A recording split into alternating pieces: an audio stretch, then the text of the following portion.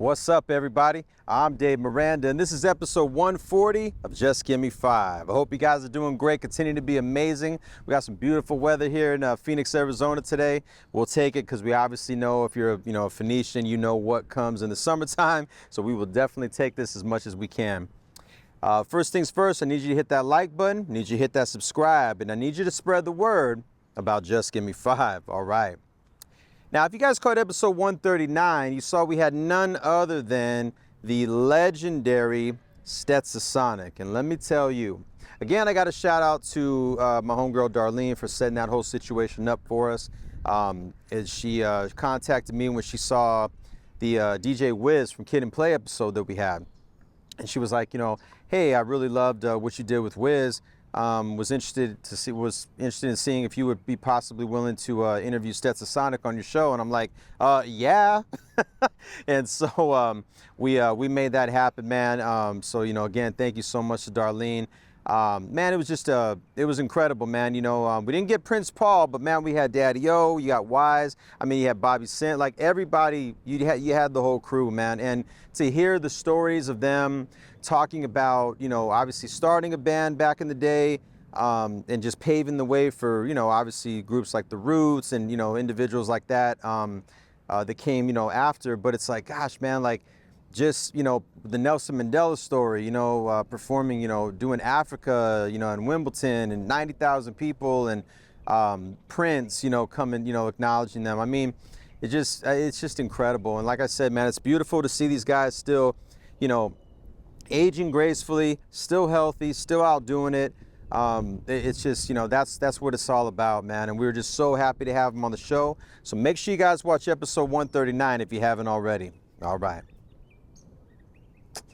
But today's guest is an absolute legend in the lowrider community and plays a huge part in the existence of the Arizona car show scene. We're going to talk about how he got into lowriders and where the inspiration came from, as well as working for Lowrider Magazine. We're going to talk about the super events he was a part of, being a photographer in his Latino Paparazzi business, as well as his Lowrider Legacy channel, and so much more. So ladies and gentlemen, without further ado, I present to you Johnny Lozoya. Hello there, my name is Johnny Lozoya, and all I'm saying is just give me 5.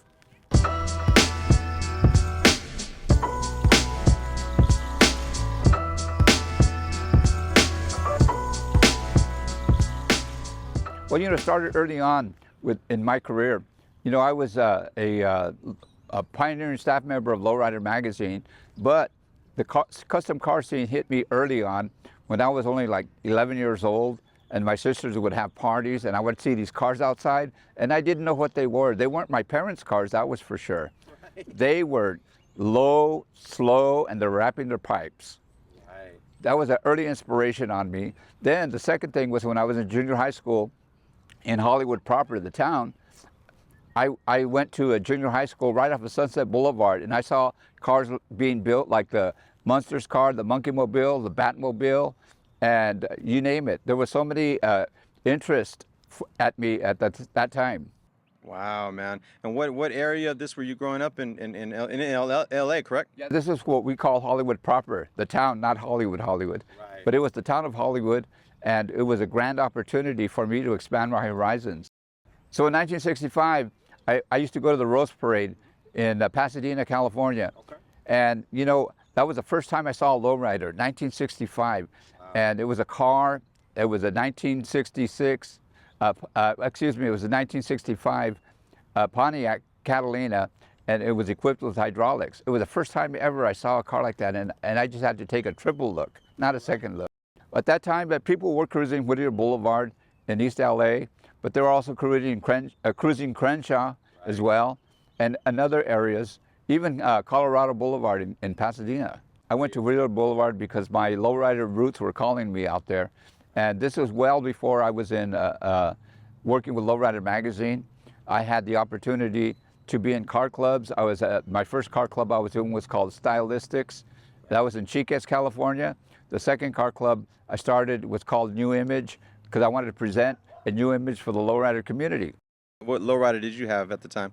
Well, I had 1963 Impala. I had a 1962 Impala, and I also had a 1973 Chevy Monte Carlo. Nice, man. Did you put any hydraulics on any of them? That was the first thing I did. 2 weeks after I bought the vehicle, I just took it straight to the hydraulics guy because I knew I would never do it if I didn't do it then. Right, right. Did you ever enter it in any of the shows? I entered a couple of shows. You know, as it turns out, though, basically, you know, in my position, I started building shows for our car club. Right. I started presenting the events. At that time, they used to call it being the sponsor of the car club.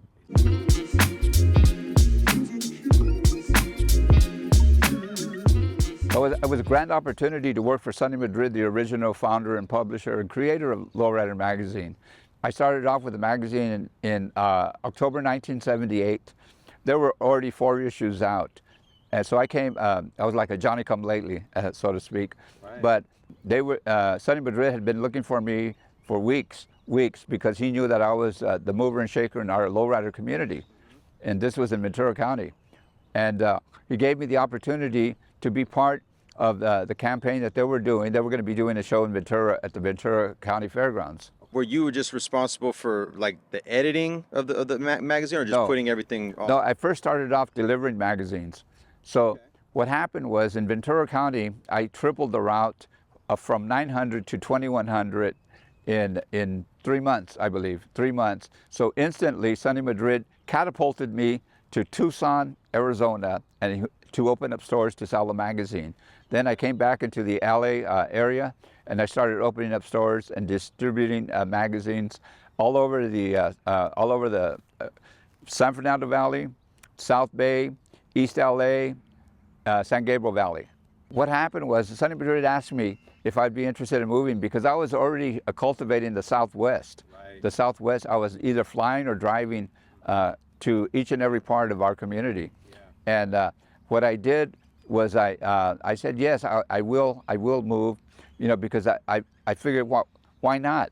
I asked my mom, hey, what do you think? What do you think? What do you think? What's your opinion of me moving? She goes, well, the ice company will be there when you get back, and that's where I was working at. Oh, okay. Yeah. Okay. I remember having a conversation with you a little while back, and you were telling me there was a kind of some controversy when you guys started having the supermodels on, right? Something with women in bikinis and stuff. They weren't really like approving of it at first or something, right? Like the city or something, or. Well, to answer that question, we would get a lot of pushback from featuring models. Right. On the magazine. So what we did, Sonny Madrid's answer to that was putting a guy with a hairy chest on the cover. Yeah. And it was the worst selling magazine. Right. It was the worst selling magazine. And but you know what? There was more duties that I was involved with the magazine. I eventually became the automotive editor of the magazine. I chose the covers. I chose the centerfolds. I chose the features that were going into the magazine. Nice. As feature editor as well. And I had the opportunity to expand. We also did, if you recall, we also did Arte del Barrio. Yes. So yes. David Gonzalez, who developed the Homies, he and I would work together on the art. We had a crash pad in Venice, California, and we would both stay there, David Gonzalez and I. And what we would do is we would develop the artwork for the Arte del Barrio. Mm-hmm. And then we also had the opportunity to document events all across the LA County area, Southern California area. How did everything kind of transition into Phoenix when you started doing the lowrider shows? On April 14th, 1979 is when the first day we developed the lowrider show here at Firebird Lake. And the opening group was Tierra. Okay, okay. 4 years later, they walk up on stage and receive a Grammy. Wow. Sonny Madrid was ahead of the game. Sonny Madrid was ahead of the game. You know, we cultivated the car event here in Phoenix, and it was, although it's, you know, south of Chandler, and we had a great response. We had 8,000 people in one day utilizing no internet, no Facebook, right. No TikTok, nothing. We had no social media. Exactly. But what we did have was the magazine, which was a Corazón de Aztlán. When did it officially start out here, like just the lowrider community period? Not necessarily the car shows, but the community. It was probably in the early 70s, right? Early 70s, along the same period that we had expanded, you know, in all over the Southwest.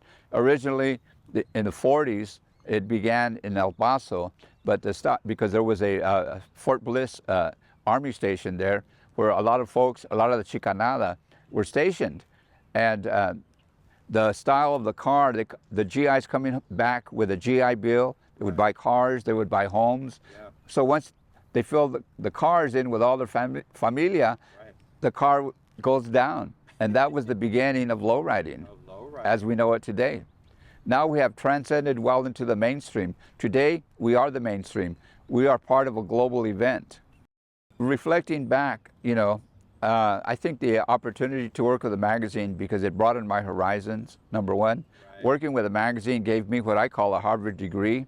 And I talked to an associate dean at one of the community colleges in California. He told me that it's more important because you have the experience. You have the experience in the real world. How did the actual magazine begin? On Christmas Day in 1976, the magazine was born in a basement in San Jose, California, where Sonny Madrid was living. And they were literally stapling on Sunday morning, Christmas Day, the magazine, literally getting it out. You know, what happened was Sonny Madrid was a part of the Chicano movement, San Jose State. He also went to Santa Clara University, and him and his compadre, Larry Gonzalez. Larry Gonzalez was the workhorse of the magazine. If it wasn't for Larry, the magazine could have failed many times. Okay. But it's important to acknowledge Larry Gonzalez. Sonny Madrid was the visionary. He had the vision, and one of his visions was to develop a publication to reflect the Chicano community. And within the Latino community, there's variations of the Latino community. Right. So it's important to acknowledge that La Chicanada, right? And it was important to say that he was the first creator, visionary, and publisher of that magazine. Wow, man. Because yeah, prior to that, there wasn't really did anything else exist? Yes, and there were some students in Southern California that go to ELAC and Cal State LA. Okay. They had a publication was basically the same thing, but it was an articulated version, basically regarding the concepts of the La Chicanada and higher education. They were advocates of higher education. They spoke articulately, they spoke well, and they were able to develop a following. I can't remember the name of the publication right now, but it was something that was Sonny Madrid's start-off point. That's what inspired Sonny Madrid. So Larry Gonzalez and Sonny Madrid were promoters for Mecha, and they used to promote events at the college, Sanjo Junior College, and they would put lowriders on the posters, and they would put the posters out. As soon as they put the posters out, people would rip them down and start collecting them. And the reason was that they had never seen any artwork with a lowrider on it. Right. So that was the initial concept for Sonny Madrid to publish a publication. He saw that. Oh yeah. Okay. So within no time, he put together a black and white publication.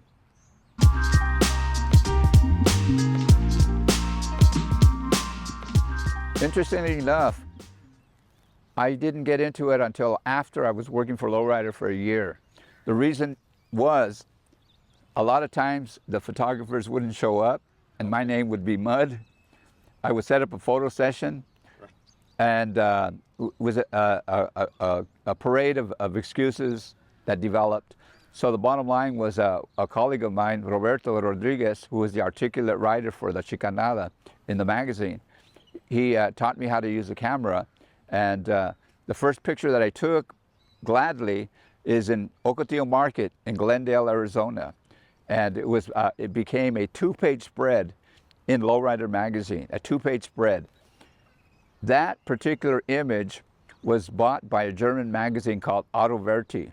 Auto Verti purchased, they went through tens of thousands of slides with Lowrider Magazine. Out of the tens of thousands of slides, they bought 14. Out of the 14, they published 8. Out of the 8, they published my one picture, which is a 5x7 in color. It was the only color image. Wow. And I don't have that magazine, but it can be Googled, so to speak. Yeah. You know, Auto Verti.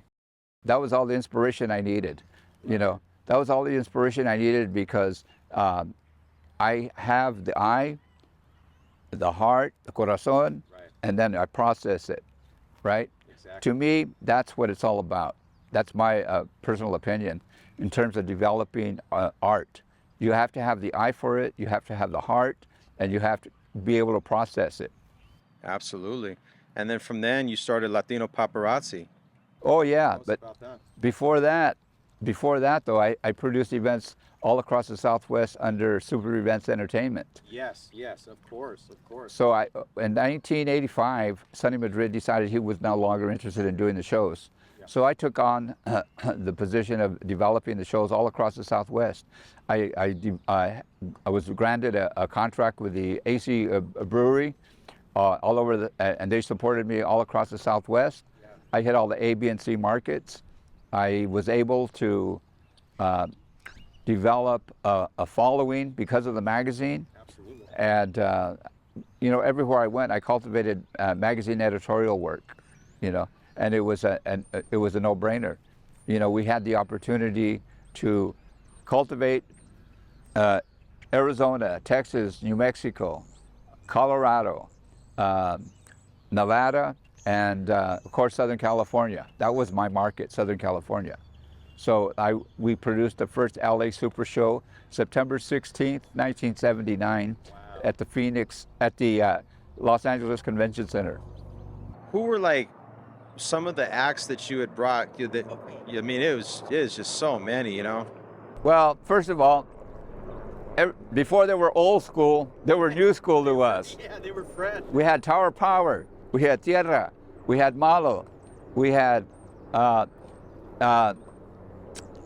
Chicano, Yeah. we had Rodney O, Joe Cooley, Right. we had Mary Wells, we had just a whole parade of talent that have came across our stage.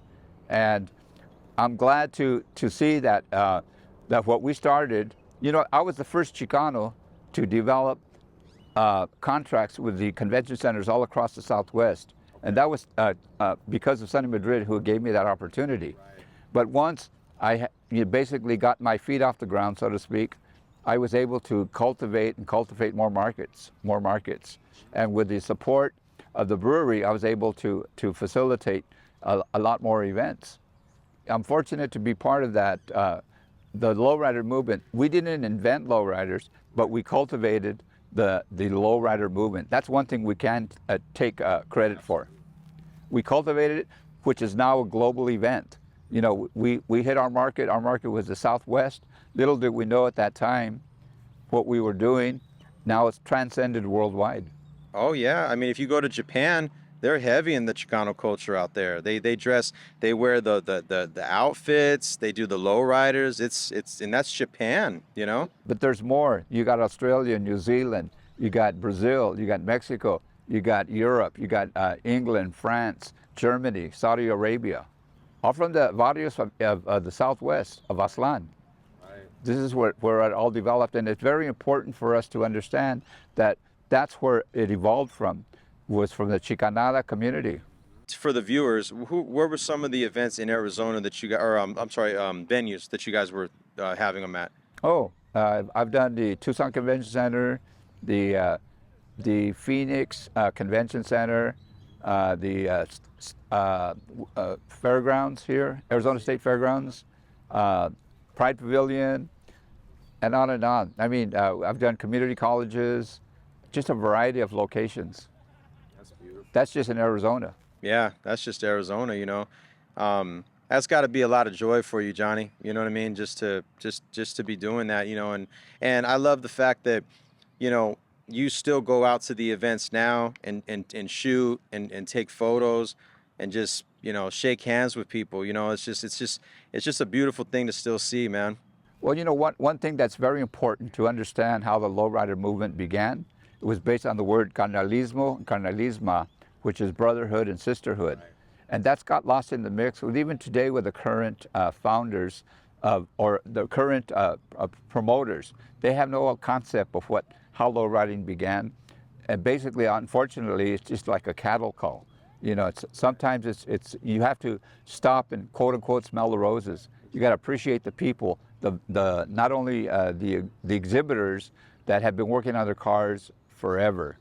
You've got the vendors, you've got the walking traffic, the folks that are coming to pay your bills. Tell us a little bit more about Latino Paparazzi now. Latino Paparazzi was an inspiration that came to me. You know, I'm always out in the street.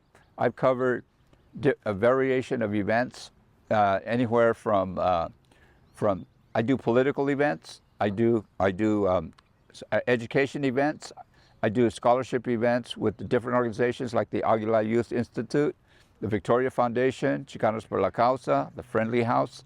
I work all these communities. I work with ASU and this group called Earn to Learn.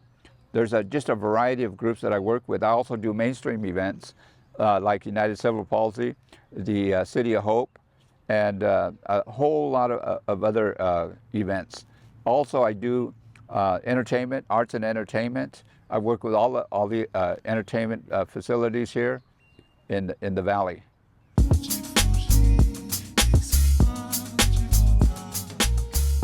I've been blessed to have these opportunities that, you know, matter of fact, I just did a speaking engagement for Hispanic Heritage with the Phoenix Suns. I had the opportunity they asked me to come speak to them for their event for Hispanic Heritage. Right. And I was able to share my story growing up, my career with Lowrider Magazine, my career as growing up being a proud Chicano, and my lifestyle that I've chose with the car community, with the lowrider community. So I was blessed with that, but there's numerous other activities. You know, I'm right now currently working on a Cal State Channel Islands University in California. We're going to be doing a display of my art that I've been doing for the last year. Now I'm putting it together in an art show, so to speak. And we're going to have a mini car display. We're going to have entertainment. We're going to have vendors out there. But also, I'll be doing a lowrider symposium here in Phoenix, Arizona in the spring. And that's going to be in April. And just a whole parade of events coming up. And I know I've been blessed to have these opportunities. We had Frank Castillo on the show, and him and I both agreed. I said, we got to get Johnny in the Lowrider Hall of Fame. We got to get you in there. We got to vote. You know, it's almost heartbreaking to me that you're not in there yet, my brother. Not to me. No? Not to me, because my life is the Hall of Fame. Because a lot of folks who are in the Hall of Fame, it would existed without the work that we did. Sonny Madrid, Larry Gonzalez, Roberto Rodriguez, Sal Casillas, photographer, and Steve Gonzalez. None of them would be in the Hall of Fame. There is no Hall of Fame without the work that we did. So my life has been the Hall of Fame. Tell people about Lowrider Legacy, your channel. Well, Sonny Madrid wanted to do a video on lowriding. He wanted to do it. There's a movie called Decline of the Western Civilization. It's the history of punk rock music. Right. So Sonny Madrid wanted to do that, which is basically called a la brava, just doing it on the street, so to speak, where it's at. So that's what I do with Lowrider Legacy. I go out to different events, venues, and so forth, and I interview people for Lowrider Legacy YouTube channel, right? And we share that online. You know, we're fairly new to the arena, but the one thing that we do is I went back to the car clubs that were there 45, 50 years ago. I interviewed them first, because without them, there is no Lowrider Legacy. They are the Lowrider Legacy. Right. And so that's what I'm cultivating. That, you know, one thing I do have to say here is there's a lot of false prophets out there that claim the fame, but they were never there. And it's important to understand that the people that did the work, not only myself, but there's tons of other folks, other promoters. Ruben Ochoa, who did the first Lowrider show at the Great Western in Los Angeles, he's the one that started commercial events. You know, he's the pioneer of commercial lowrider events. You know, it's people like him that took the risk, You know, a lot of people would, you know, at that time would say, why would we pay to go see a car show when you could see him at the park for free? But he added entertainment, he added a recipe, you know, three-ring circus again, you know. Yeah. But it's folks like him who had the courage, you know, to come out and develop events, him and his partner, Carlos Carbajal. Okay. Yeah. Okay. Yeah, because that's you're covering the history, you know? Yeah, I started going to his shows in September 1977, you know. Yeah, and then this was even before I worked for the magazine. I was in a car club called New Image. You know, my favorite word is share. I love to share, but share the truth. Right. And, you know, I mentioned that there's false prophets out there. They're there, they exist, but they weren't there doing the work, you know. But it's people like Bugs, Ruben Ochoa, that did that, and a lot of other folks, a lot of early promoters. Nicky Hernandez in Odessa, Texas. He was the first car club called Taste of Latin that produced events out there, going on 50 some years.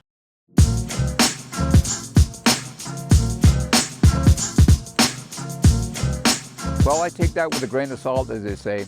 You know, if it wasn't for the public, the general public, there would be no opportunities, there would be no car shows, there would be the builders that build the cars, the car clubs that build the cars. Everybody is an active participant in building the lowrider movement.